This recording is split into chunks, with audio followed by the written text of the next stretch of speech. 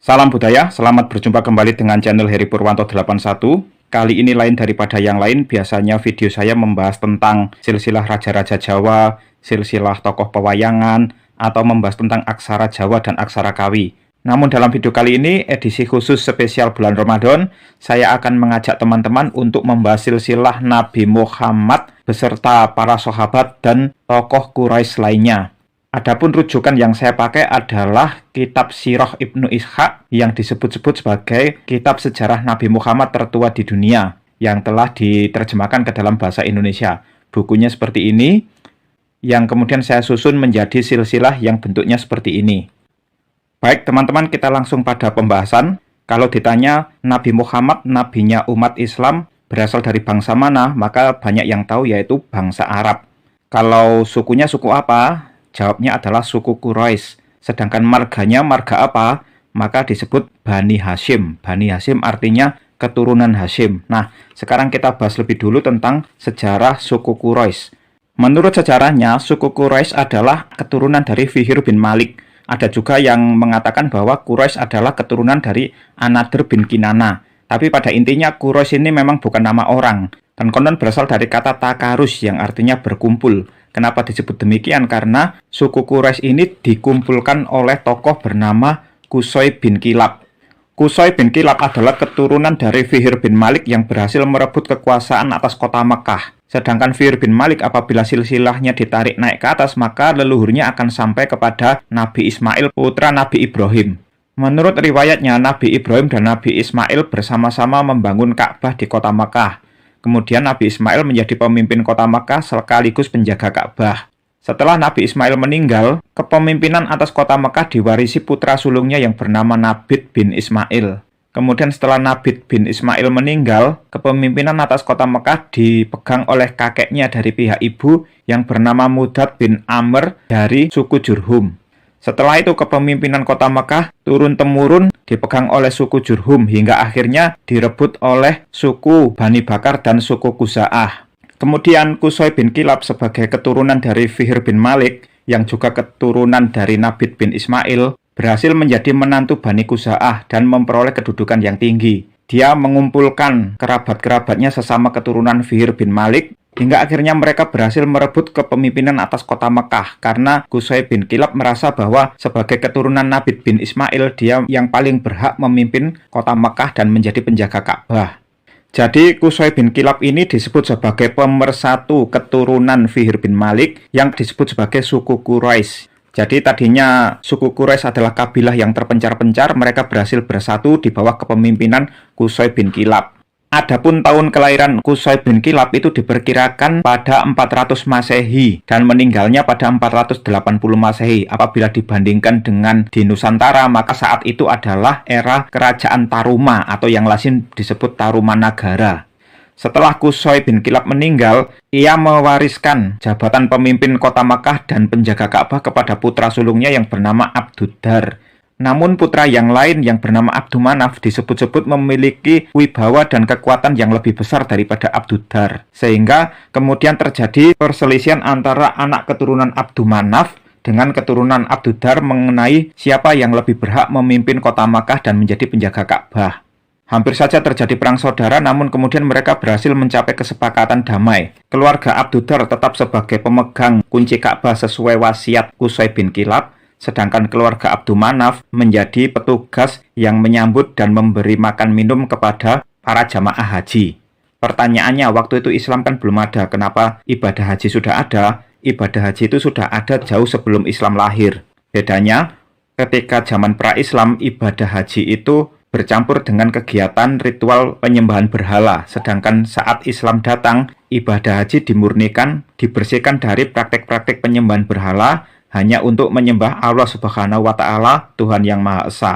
Nah, di antara anak-anak Abdumanaf yang menjadi pemimpin penyambutan jamaah haji adalah Hashim, putra yang nomor 2. Kenapa bukan Abdusyams, putra yang sulung? Karena Abdusyams ini dikisahkan dia suka berkelana dan juga tidak terlalu kaya. Beda dengan Hashim yang lebih banyak tinggal di Mekah dan juga memiliki kekayaan yang lebih besar daripada anak-anak Abdumanaf lainnya. Kemudian setelah Hashim meninggal, jabatan sebagai pemimpin penyambutan jamaah haji dipegang oleh adiknya yang bernama Al-Muthalib. Al-Muthalib ini mengetahui bahwa Hasyim memiliki putra yang tinggal di kota Madinah bersama ibunya bernama Syaibah. Syaibah kemudian dijemput oleh Al-Muthalib dan atas izin ibunya dia dibawa ke kota Makkah. Sesampainya di kota Makkah, orang-orang mengira Al-Muthalib mendapatkan budak baru, sehingga mereka memanggil Syaibah dengan sebutan Abdul Muthalib, artinya budak Muthalib. Walaupun Al-Muthalib menjelaskan bahwa itu adalah keponakannya, bukan budaknya, namun panggilan Abdul Muthalib itu terlanjur populer dan akhirnya menjadi nama diri.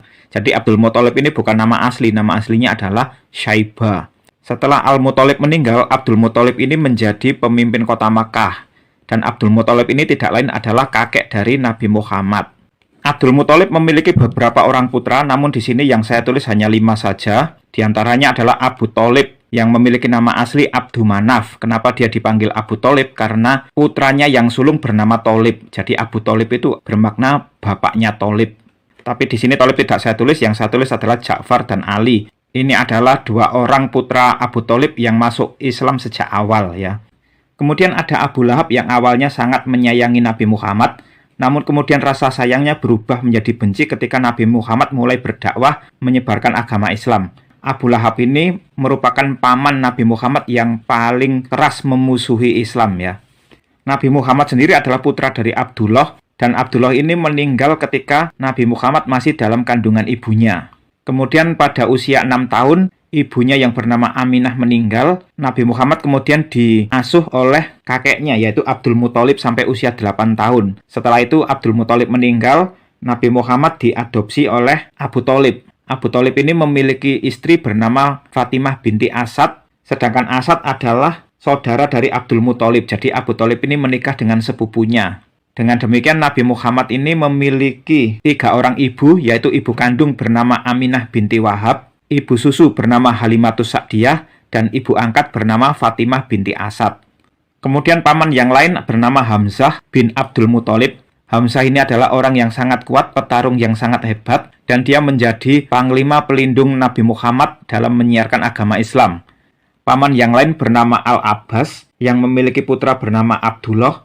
Keturunan dari Abdullah bin Al-Abbas inilah yang kelak mendirikan kekhalifahan dinasti Abbasiyah.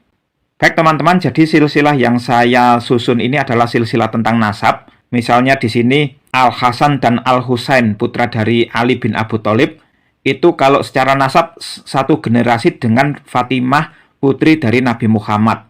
Padahal kalau secara kekeluargaan Al-Hasan dan Al-Husain ini adalah anak kandung dari Fatimah. Kenapa? Karena Fatimah dinikahkan dengan Ali bin Abu Thalib dan melahirkan 2 orang putra tersebut. Selain Fatimah, Nabi Muhammad memiliki putra dan putri yang lainnya, tapi tidak saya tulis di sini. Adapun yang sulung bernama Al-Qasim, sehingga Nabi Muhammad ini memiliki panggilan nama kunyah yaitu Abul Qasim. Kemudian ada putra lainnya yang bernama Thohir, Thoyib, Zainab, Ruqayyah, Ummu Kulsum, Fatimah, dan Ibrahim. Tapi yang laki-laki itu semuanya meninggal pada usia anak-anak, sedangkan yang perempuan meninggal dalam usia dewasa semua. Bahkan selain Fatimah, semuanya meninggal sebelum Nabi Muhammad meninggal. Jadi hanya Fatimah yang meninggal sesudah Nabi Muhammad. Baik teman-teman, itu adalah sekilas tentang keluarga Abdul Muthalib. Sekarang akan kita bahas tokoh-tokoh lainnya yang berasal dari marga yang lain. Di sini kita awali dari Bani Zuhroh. Maksudnya adalah keturunan Zuhroh bin Kilab. Zuhroh itu siapa? Zuhroh adalah kakak dari Qusay, leluhur Nabi Muhammad. Di antara anggota Bani Zuhroh, salah satunya adalah Aminah binti Wahab, yaitu ibu kandung Nabi Muhammad. Jadi nasabnya adalah Aminah binti Wahab bin Abdu Manaf bin Zuhroh bin Kilab. Sedangkan secara kekeluargaan Aminah menjadi menantu Abdul Muthalib menikah dengan Abdullah. Aminah memiliki keponakan bernama Aswad bin Abdu Yahud yang sangat memusuhi dakwah Nabi Muhammad. Jadi Aswad bin Abdu Yahud ini walaupun sepupu Nabi Muhammad dari pihak ibu, namun dia menjadi musuh Islam yang akhirnya meninggal dalam keadaan perutnya kembung dan tubuhnya membengkak sebelum terjadinya perang Badar. Anggota Bani Zuhroh lainnya adalah Sa'ad bin Abu Waqqas yang menjadi salah satu sahabat besar Nabi Muhammad.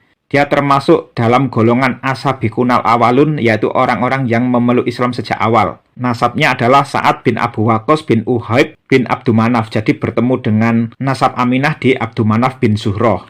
Tokoh lainnya adalah Abdurrahman bin Auf, yaitu sahabat Nabi Muhammad yang juga memeluk Islam sejak awal. Nasab Abdurrahman adalah Abdurrahman bin Auf bin Abdu Auf bin Abdu bin Al-Haris bin Zuhroh. Dikisahkan bahwa dia adalah sahabat Nabi yang sangat kaya raya. Saking kayanya dia sampai takut ya. Dia ingin jatuh miskin, tapi tidak bisa miskin. Karena apa? Karena semakin ia menyedekahkan harta bendanya, usahanya justru semakin bertambah laris, bertambah sukses. Dan rezekinya semakin bertambah lancar. Jadi Abdurrahman bin Auf ini orangnya ingin miskin tapi tidak bisa miskin. Nah, itu ceritanya seperti itu. Nah, selanjutnya kita bahas anak keturunan Abdudar bin Qusay. Salah satunya yang terkenal adalah sahabat Nabi Muhammad yang bernama Mus'ab bin Umair. Mus'ab bin Umair ini dikisahkan sebagai seorang pemuda yang sangat tampan dan dia meninggal dalam perang Uhud tahun 625 Masehi. Nasabnya adalah Mus'ab bin Umair bin Hashim bin Abdumanaf bin Abdudar bin Qusay. Selanjutnya kita bahas anak keturunan Abdumanaf, yaitu yang sulung adalah Abdusyams. Keturunannya yang terkenal berasal dari cabang Umayyah dan Robi'ah. Salah satunya adalah Abu Sufyan bin Harb bin Umayyah. Abu Sufyan ini awalnya sangat memusuhi Islam ya, tapi akhirnya masuk Islam pada peristiwa penaklukan kota Mekah. Salah satu putra Abu Sufyan yang bernama Muawiyah, kelak pada tahun 661 berhasil menjadi khalifah yang menerapkan sistem monarki pertama dalam sejarah Islam. Setelah Muawiyah meninggal, jabatan khalifah diwarisi oleh putranya yang bernama Yazid, kemudian dari Yazid diwarisi oleh putranya yang juga bernama Muawiyah atau lazim disebut Muawiyah II. Setelah Muawiyah II, kepemimpinan dipegang oleh sepupu kakeknya yang bernama Marwan, putra dari Al-Hakam. Karena Marwan dan Muawiyah ini nasabnya bertemu di Umayyah, maka kekhalifahan mereka disebut sebagai dinasti Umayyah. Hal itu terjadi sekitar 30 tahun sesudah Nabi Muhammad meninggal. Selanjutnya anggota Bani Abdusyam yang akan kita bahas adalah Khalid bin Sa'id. Khalid bin Sa'id ini sahabat Nabi Muhammad yang masuk Islam karena mimpi ya. Dia mimpi jatuh ke dalam lubang yang di dalamnya ada api menyala-nyala. Namun ia berhasil diselamatkan oleh Nabi Muhammad dalam mimpinya itu. Selanjutnya, anggota Bani Abdusyam yang sangat terkenal adalah Utsman bin Affan. Ini termasuk sahabat besar Nabi Muhammad ya. Dia termasuk orang yang masuk Islam sejak awal atau disebut Asabiqunal Awalun.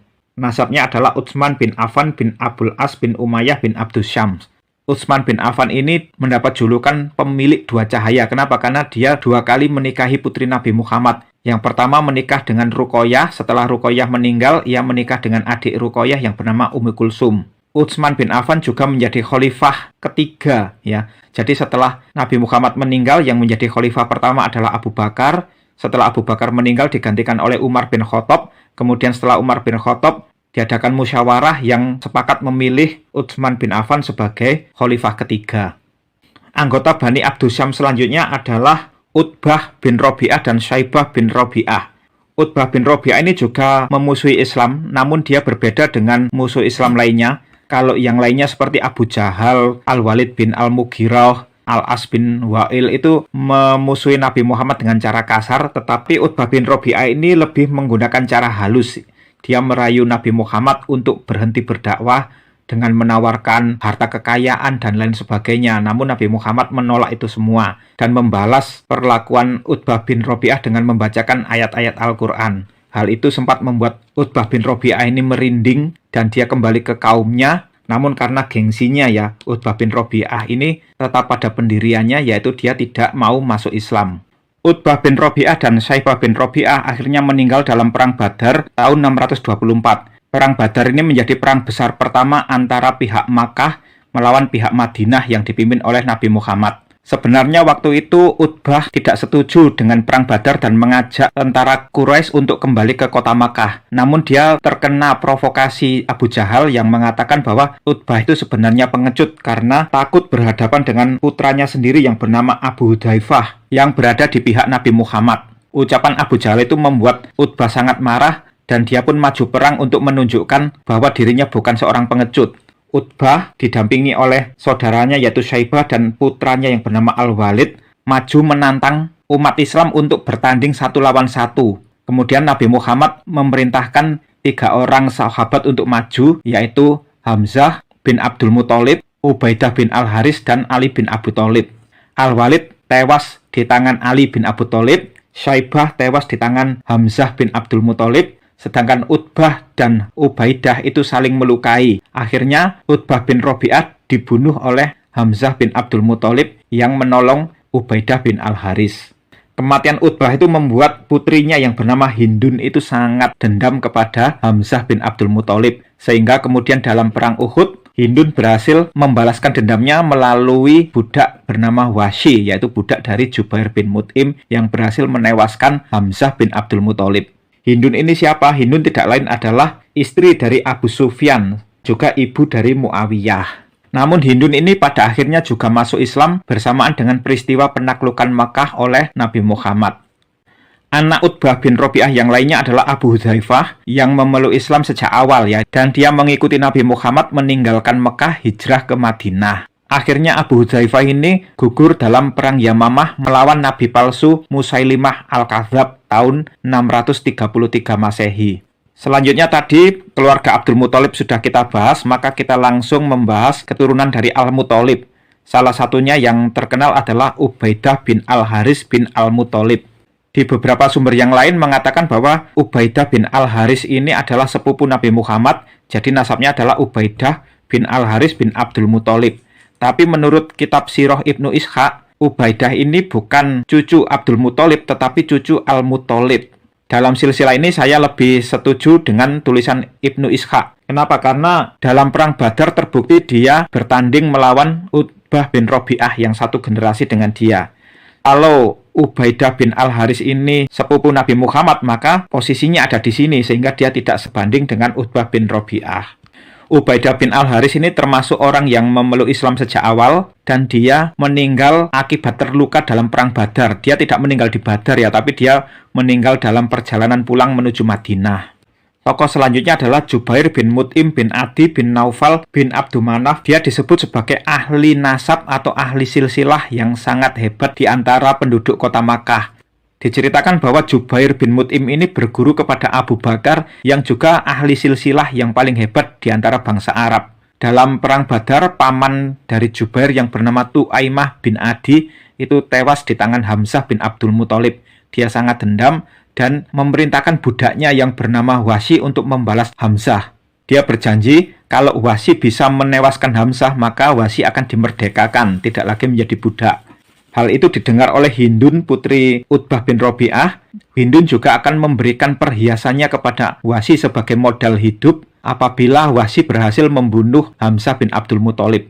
Dalam perang Uhud tahun 625, Wahsy akhirnya berhasil menewaskan Hamzah bin Abdul Muthalib, yaitu panglima tentara Islam, sehingga dia berhasil mendapatkan kemerdekaannya. Namun kemudian Wahsy juga masuk Islam setelah peristiwa penaklukan Makkah. Dan dia kemudian menebus perbuatannya di masa lalu dengan cara membunuh nabi palsu bernama Musailimah Al-Kadzab. Sedangkan Jubair bin Mut'im ini juga akhirnya masuk Islam dan menjadi sahabat Nabi Muhammad. Selanjutnya yang kita bahas adalah keturunan Abdul Uzza bin Qusay. Salah satunya ialah Khadijah binti Khuwailid, yaitu istri dari Nabi Muhammad. Khadijah ini adalah wanita yang pertama kali masuk Islam. Dia mendukung dakwah Nabi Muhammad setelah mendapatkan wahyu pengangkatannya sebagai Rasulullah. Nabi Muhammad sendiri selama menikah dengan Khadijah itu tidak pernah melakukan poligami. Jadi selama 25 tahun berumah tangga dengan Khadijah, Nabi Muhammad hanya memiliki satu istri. Setelah Khadijah meninggal, barulah Nabi Muhammad menikahi Aisyah putri Abu Bakar dan juga Saudah. Tokoh lainnya Az-Zubair bin Al-Awwam, ini juga termasuk sahabat besar Nabi Muhammad yang memeluk Islam sejak awal. Kalau dalam keluarga Khuwailid, Az-Zubair bin Al-Awwam ini adalah keponakan Khadijah. Namun dalam keluarga Abdul Muthalib, Az-Zubair ini adalah sepupu Nabi Muhammad. Kenapa? Karena ibu dari Az-Zubair atau istri dari Al-Awwam ini adalah Safiyah binti Abdul Muthalib. Selanjutnya ada Warokoh bin Naufal bin Asad bin Abdul Uzza. Dia adalah sepupu dari Khadijah yang tidak mau terlibat dalam penyembahan berhala. Ketika Nabi Muhammad menerima wahyu pertama, itu pulang dalam keadaan menggigil. Hal itu membuat Khadijah khawatir dan bertanya kepada Warokoh bin Naufal apa yang sebenarnya terjadi. Warokoh mengatakan bahwa Khadijah tidak perlu khawatir karena suaminya saat itu telah mendapatkan wahyu dan diangkat menjadi nabi. Jadi Warokoh bin Naufal ini adalah orang yang pertama kali mengkonfirmasi Nabi Muhammad diangkat sebagai Rasulullah. Namun Warokoh ini statusnya adalah penganut agama Kristen. Selanjutnya kita bahas Bani Taim. Anggotanya yang paling terkenal adalah Abu Bakar. Abu Bakar ini adalah sahabat terdekat Nabi Muhammad. Dia disebut sebagai laki-laki dewasa pertama yang menerima agama Islam. Nasabnya adalah Abu Bakar bin Abu Kuhafah bin Amir bin Amr bin Ka'ab bin Sa'ad bin Taim. Nasabnya bertemu dengan Nabi Muhammad di Murrah bin Ka'ab. Namun secara kekeluargaan ya, Abu Bakar ini menjadi mertua Nabi Muhammad karena putrinya yang bernama Aisyah menjadi istri Nabi Muhammad setelah Khadijah meninggal. Sedangkan putri yang lain yaitu Asma menikah dengan Az-Zubair bin Al-Awam. Anggota Bani Taim lainnya adalah Tolhah bin Ubaidillah. Ini juga salah satu sahabat besar Nabi Muhammad yang memeluk Islam sejak awal. Nasabnya adalah Tolhah bin Ubaidillah bin Utsman bin Amr bin Ka'ab bin Sa'ad bin Taim. Tolhah bin Ubaidillah ini meninggal bersamaan dengan Az-Zubair bin Al-Awam dalam perang Jamal. Selanjutnya kita bahas Bani Makhzum bin Yaqodzah. Anggotanya yang paling terkenal adalah Abu Jahal. Ini adalah musuh besar Nabi Muhammad. Terkenal karena kekejamannya dalam memperlakukan orang-orang yang menganut agama Islam. Jadi Abu Jahal ini sebenarnya bukan nama asli. Nama aslinya adalah Amr bin Hisham. Dia mendapat julukan Abul Hakam, bapak kebijaksanaan. Tapi orang-orang Islam menyebutnya Abu Jahal, bapak kebodohan. Abu Jahal ini akhirnya tewas dalam perang Badar tahun 624 Masehi. Kepalanya dipenggal oleh sahabat Nabi yang bernama Abdullah bin Mas'ud. Sedangkan putra Abu Jahal yang bernama Ikrimah awalnya juga memusuhi Islam, namun setelah penaklukan kota Mekah, Ikrimah masuk Islam dan menjadi sahabat Nabi Muhammad. Dia akhirnya gugur dalam perang Yarmuk. Abu Jahal memiliki sepupu bernama Khalid, seorang ahli militer yang sangat jenius. Ayah dari Khalid yaitu Walid bin Mughirah termasuk orang yang sangat memusuhi Islam. Khalid sendiri juga awalnya menjadi musuh Islam. Dia terlibat dalam perang Uhud dan banyak memporak-porandakan pasukan Islam. Namun kemudian Khalid ini mendapat hidayah dan masuk Islam dan menjadi panglima perang yang sangat handal, sehingga Nabi Muhammad memberinya julukan Khalid bin Al-Walid adalah Saifullah Al-Maslul, artinya pedang Allah yang terhunus. Khalid bin Al-Walid ini banyak memenangkan pertempuran, namun ironisnya ia justru meninggal dalam keadaan sakit, padahal dia ingin sekali mati dalam pertempuran. Namun takdirnya justru mati di dalam rumah dalam keadaan sakit ya. Selanjutnya ada Ayas bin Abu Robi'ah bin Al-Mughirah, juga termasuk orang yang masuk Islam sejak awal. Ketika hijrah ke Madinah bersama Umar bin Khattab, dia disusul oleh Abu Jahal yang mengatakan bahwa ibu dari Ayas bernadar dia tidak akan menyisir rambutnya kalau Ayas tidak mau kembali ke kota Makkah. Ayas termakan tipu muslihat Abu Jahal, dia pun mengikuti Abu Jahal kembali ke Makkah, walaupun sudah dicegah oleh Umar bin Al-Khattab. Kemudian di tengah jalan ucapan Umar bin Al-Khattab itu menjadi kenyataan. Ayas itu tidak dihadapkan kepada ibunya tetapi ditangkap oleh Abu Jahal dan dijadikan sebagai tawanan. Akhirnya setelah Abu Jahal meninggal dalam perang Badar, Ayas bin Abu Robi'ah tadi dibebaskan oleh Walid bin Al-Walid, saudara dari Khalid bin Al-Walid. Tokoh selanjutnya adalah Al-Arqam bin Abdul Arqam bin Asad. Al-Arqam ini adalah generasi awal umat Islam, ya termasuk As-Sabiqun al-Awwalun. Dia menyediakan rumahnya sebagai tempat Nabi Muhammad mengajarkan Islam. Jadi boleh dibilang Al-Arqam ini adalah pemilik madrasah pertama dalam sejarah Islam. Selanjutnya kita bahas marga Bani Jumah bin Amr. Tokohnya yang terkenal adalah Umayyah bin Khalaf. Umayyah ini adalah majikan dari Bilal bin Rabah, yaitu muadzin pertama dalam sejarah Islam. Bilal bin Rabah itu ketika masuk Islam, Umayyah sangat marah dan menyiksanya habis-habisan. Akhirnya Bilal dibebaskan oleh Abu Bakar dan ikut hijrah ke Madinah. Dalam perang Badar, Umayyah bin Khalaf ini sebenarnya takut, tidak mau ikut. Namun karena memang sudah takdirnya, dia diprovokasi, dia disebut sebagai pengecut. Akhirnya Umayyah berangkat ke medan perang dan dia tewas dalam pertempuran di Badar. Putranya yang bernama Sofwan bin Umayyah itu sangat dendam dan dia bekerja sama dengan temannya yang bernama Umair bin Wahab untuk membunuh Nabi Muhammad. Namun Umair justru mendapatkan hidayah masuk Islam. Hal itu membuat Sofwan semakin marah ya. Dalam peristiwa penaklukan kota Makkah, Sofwan ini kabur meninggalkan kota Makkah, namun dia disusul oleh Umair bin Wahab temannya itu. Umair memberikan jaminan perlindungan bahwa Sofwan tidak akan dicelakai oleh Nabi Muhammad. Kemudian Sofwan ini menghadap Nabi Muhammad dan dia minta tempo 2 bulan untuk mempertimbangkan apakah dia masuk Islam atau tidak. Nabi Muhammad justru memberikan tempo 4 bulan. Nah, setelah perang Hunain, barulah Sofwan bin Umayyah ini menyadari kebaikan hati Nabi Muhammad dan akhirnya dia menyatakan masuk Islam. Anggota Bani Jumah lainnya adalah Utsman bin Mad'un, termasuk sahabat dekat Nabi Muhammad. Dia pernah ikut hijrah ke Abyssinia, juga ikut hijrah ke Madinah. Dan Utsman bin Mad'un ini memiliki panggilan kunyah Abu Sa'ib karena putranya bernama As-Sa'ib. Utsman bin Mad'un ini disebut sebagai orang muhajirin pertama yang meninggal di Madinah sesudah perang Badar ya. Tokoh selanjutnya adalah Amr bin Al-As yang terkenal sebagai negosiator ulung, orang yang sangat cerdas dan berpandangan tajam. Ayahnya yaitu As bin Wa'il itu adalah musuh Islam yang sangat keras, sangat kasar, dan dia akhirnya meninggal karena kakinya terkena duri. Nah, Amr bin Al-As ini awalnya juga memusuhi Islam, namun akhirnya dia mendapat hidayah, masuk Islam bersama dengan Khalid bin Al-Walid dari Bani Makhzum tadi.